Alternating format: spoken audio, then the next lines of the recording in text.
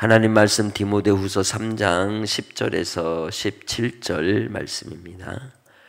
나의 교훈과 행실과 의향과 믿음과 오래 참음과 사랑과 인내와 박해를 받음은 고난과 또한 안디옥과 이고니온과 루스드라에서 당한 일과 어떠한 박해를 받은 것을 내가 과연 보고 알았거니와 주께서 이 모든 것 가운데서 나를 건지셨느니라. 무릇 그리스도 예수 안에서 경건하게 살고자 하는 자는 박해를 받으리라. 악한 사람들과 속이는 자들은 더욱 악하여져서 속이기도 하고 속기도 하나니, 그러나 너는 배우고 확신한 일에 거하라. 너는 네가 누구에게서 배운 것을 알며 또 어려서부터 성경을 알았나니, 성경은 능히 너로 하여금 그리스도 예수 안에 있는 믿음으로 말미암아 구원에 이르는 지혜가 있게 하느니라. 모든 성경은 하나님의 감동으로 된 것으로 교훈과 책망과 바르게 함과 의로 교육하기에 유익하니, 이는 하나님의 사람으로 온전하게 하며 모든 선한 일을 행할 능력을 갖추게 하려 함이라. 아멘. 오늘도 주님 안에 살고자 하는 사람들에게는 뭐가 있다고요? 박해가 있다고 말씀합니다. 평화의 때, 평온의 때에는 없을까요? 그때에도 있습니다. 그 방식이 달라졌을 뿐이지 분명 박해가 있다는 걸 우리는 알아야 합니다. 그러기에 지금 이 시대 속에서도, 이 세상 속에서도 돌아가는 상황을 보면서 어디에 박해가 있는지를 잘 보면 그에게 진리와 의와 믿음을 따라 살아가는 삶의 흔적이 있다는 걸 우리는 알게 됩니다. 왜냐하면 악은 선을 좋아하지 않기 때문에 그래요. 진리는 거짓을 싫어하고, 거짓은 진리를 싫어합니다. 거짓은 참을 좋아하지 않는 것이죠. 시편에서도 다윗이 끊임없이 고백했고 이야기했던 바가 뭡니까? 속이는 자, 빼앗는 자, 죽이려고 하는 자들은 몰래 숨어서 기회를 엿본다고 하였습니다. 예수 안에서 믿음으로 사는 자들은 기회를 엿보거나 감추거나 은밀하게 행동하지 않습니다. 떳떳합니다. 분명합니다. 확실합니다. 그러나 그러지 못한 자들은 자기들의 일들을 은밀히 숨기며 그들의 음모를 꾸미는 일에 있어서 그 음모를 통하여 해하고 죽이려 하고 도둑질하고 빼앗으려고 한다고 요한복음 10장에 분명히 얘기했습니다. 그래서 그들을 뭐라고 부르느냐? 도둑이다 그러는 것이죠.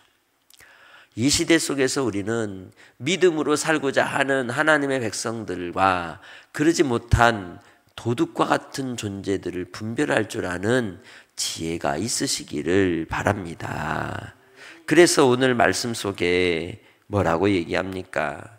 바울은 주의 말씀의 교훈, 그가 살아왔던 행적, 그리고 그가 의도하였던 바, 그의 믿음, 오래 참음, 사랑, 인내, 이 모든 것이 다 알고 있다는 거죠. 우리의 삶도 그렇습니다. 다 보고 있어요. 다 알아요. 누구나 보면 그 사람의 됨됨이를 어찌 모르겠습니까? 그러나 그 속에서 나타나는 현상들은, 저희 가족 중에도 그런 식구가 있는데 예수님을 믿는 것 자체가 싫어서 싫은 겁니다.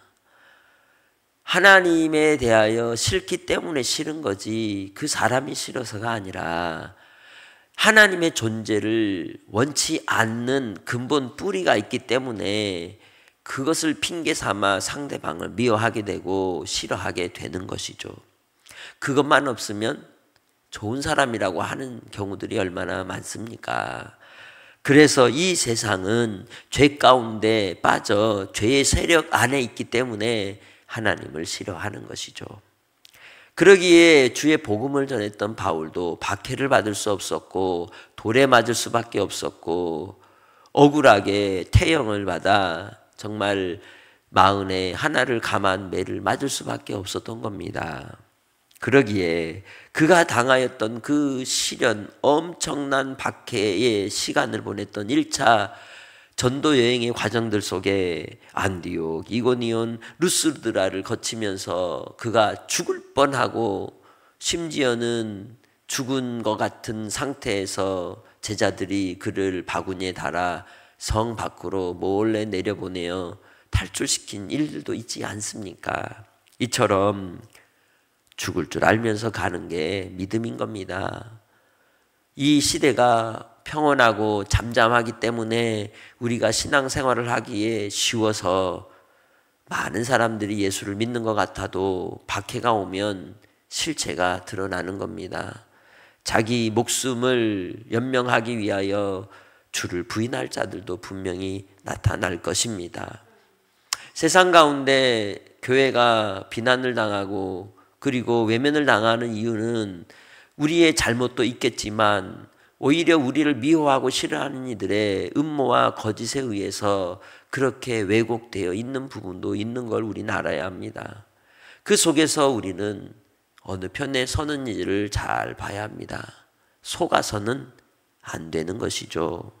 바울 사도에 대하여 그가 박해를 받고 고난을 당하는 사건이 있었고 고통을 당하는데도 그 믿는다고 하는 사람들 속에서는 어떤 사람들이 있었다는 거예요. 아이고 잘됐다. 아이고 저놈은 당해봐야 돼. 이런 사람이 있다는 거예요. 같은 형제임에도 불구하고. 주님께서 우리에게 그렇게 하라고 하셨을까요? 아니죠. 주님은 허리에 수건을 두르고 제자들에게 무릎을 꿇어 발을 씻기셨던 요한복음 16장의 내용처럼 제자들을 향한 사랑을 통하여 우리에게 너희도 이와 같이 행하여 서로 사랑하라 하셨습니다. 발을 씻긴다는 게 무슨 뜻입니까? 수종든다는 뜻입니다. 섬긴다는 뜻입니다. 상대방의 얼굴을 쳐다볼 수 없는 겁니다. 발만 보는 겁니다. 그 발에 먼지와 티끌과 그리고 고생한 그 발의 모습 속에서 형제 사랑을 배우라고 이야기한 것이죠. 고난과 박해를 받는 이들에 대한 우리의 마음이 잘못되면 누가 책망하시느냐? 주님이 책망하시는 겁니다. 그래서 바울이 이야기합니다. 나는 박해도 받고 고난도 받고 죽을 뻔도 했는데 그 결과가 뭐였냐? 하나님이 건지셨다는 거예요. 사람이 하지 않아도 누가 하신다? 하나님이 하신다. 우리가 도와주지 않으면, 우리가 쓰임받지 않으면 다른 방법으로 하나님은 살리시는 거예요. 왜? 하나님의 사람이기 때문이에요. 그러기에 우리는 경건의 자리에 서는 성도들이 되시길 바랍니다. 엘리야가 갈멜산에서 하나님을 대적하는 거짓 제사장들 850과 영적 대결의 자리에서 어떻게 했습니까? 하나님 앞에 엎드려 부복하고 기도할 때 여호와의 불이 임하여 제단의 모든 것을 다 태워 받으시고, 그리고 나서 그 대적들을, 그 거짓 선지자, 거짓 제사장들을 다 몰살하고 제자들, 백성들에게 뭘 얘기했습니까? 이리저리 왔다 갔다 하지 말고 확실하게 어느 편에 설 건지 결정해라 말씀하셨습니다. 오늘 우리도 주님 안에서 살아가는 하나님의 자녀라면 경건하게 살고자 하는 자가 되어야 하며 박해받기를 두려워해서는 안 되는 겁니다. 나의 믿음의 자리가 이 시대 속에서도 그때와 다르지 않다는 걸 분명히 알아야 합니다. 2000년 전이나 3000년 전이나 지금이나 사람들의 살아가는 방식은 같습니다. 도둑이 오는 것은 도둑질하고 죽이고 멸망시키려는 것이에요. 예수님이 온 것은 생명을 얻게 하고 더 풍성히 얻게 하려는 것이라는 걸 분명히 아시기를 바랍니다. 그러기에 우리는 예수 안에서 경건하게 살아야 하는 겁니다. 예수 안에 있어야 하는 줄 믿습니다. 예수로 말미암아 살아가는 심령들이 되시기를 주의 이름으로 축복합니다. 악한 사람들은, 속이는 사람들은 더 악해져 갈 뿐입니다. 한번 이를 물으면, 이를 악 물고 나면 정말 그 사람이 죽을 때까지 패는 그러한 이 궁중 심리 속에 무리들이 학대하고 그 희생의 문제들을 일으키는 여러 사건들을 보듯이 혼자 있으면 그 정도지만 여럿이 되면요, 사람은 잔인해집니다. 그러기에 우리가 악한 사람들을 분별하시기를 바랍니다. 속이는 자들을 분별하시기를 바랍니다. 그들로 인하여 우리는 무너질 수 있고 넘어질 수 있고 미혹될 수 있기 때문이에요. 우리가 무엇을 듣습니까? 누구의 말에 귀를 기울입니까? 주의 말씀에 귀를 기울이는 성도들이 되시기를 바랍니다. 그래서 14절에 말씀하죠. 너는 배우고 확신한 일에 거하라. 너는 네가 누구에게서 배운 것을 알며 또 어려서부터 성경을 알았나니 성경은 능히 너로 하여금 그리스도 예수 안에 있는 믿음으로 말미암아 구원에 이르는 지혜가 있게 한다는 거예요. 지혜를 주는 것은 하나님의 말씀입니다. 그래서 말씀을 읽는 자가 되고 말씀을 듣는 자가 되고 말씀이 그런가 하여 그 말씀을 순종하는 자가 되어야 하는 것입니다. 성경은 능히 너로 하여금 예수 안에 있는 믿음으로 구원에 이르는 지혜가 있는 것입니다. 그 지혜를 얻는 심령들이 다 되시기를 주님의 이름으로 축복합니다.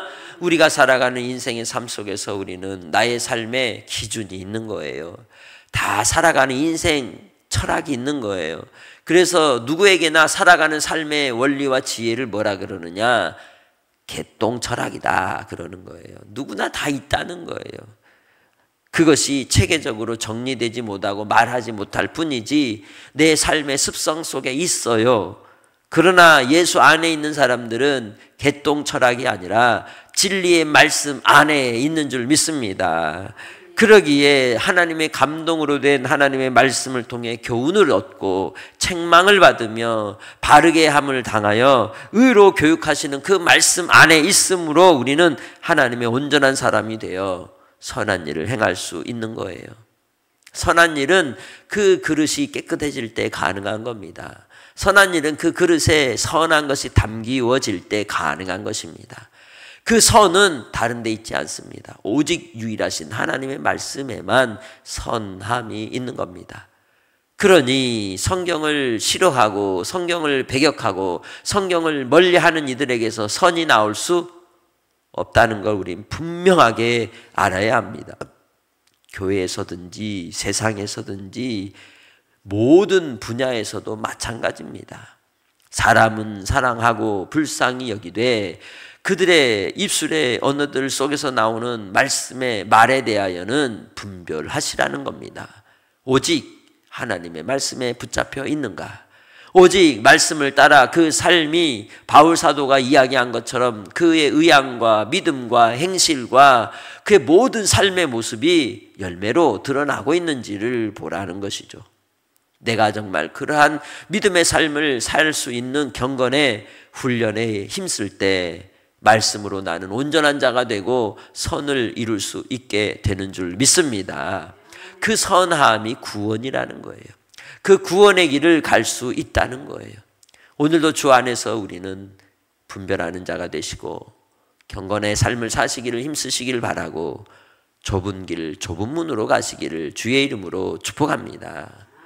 앉는 자리를, 선 자리를, 함께하는 사람들을 그리고 우리의 말과 우리의 귀를 주의하시기를 주의 이름으로 부탁합니다.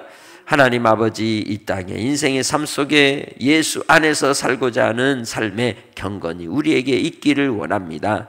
아버지 하나님, 분별하게 하시고 그 분별의 믿음을 따라 살게 하시고 주님 안에서 박해를 두려워하지 않게 하옵소서. 주의 말씀이 우리를 살리며 주의 말씀이 우리에게 구원에 이르는 지혜를 주시기에 그 말씀만 바라보게 하옵소서. 오늘도 주님께서 주신 은혜들을 끝까지 믿고 바라며 의지하며 주님과 동행하기를 원하옵고 사랑하는 성도들의 삶의 길을 인도해 주실 예수님의 이름으로 기도합니다. 아멘.